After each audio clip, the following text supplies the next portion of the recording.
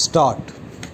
In conclusion, the lecturer said, "When first I went to Portugal, I shared all the indignation of my countrymen at the easygoing habits of the people of the peninsula.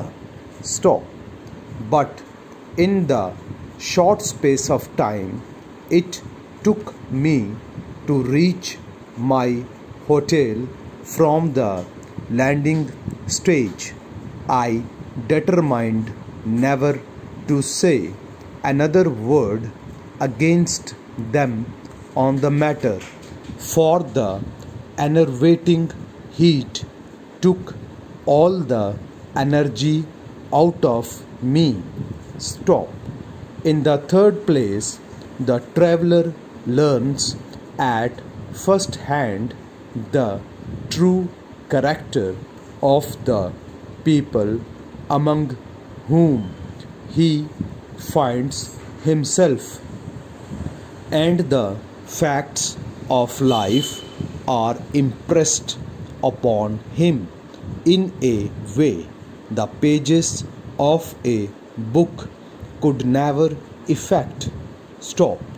In the next place and in the last place, there are the physical benefits to be derived from walking.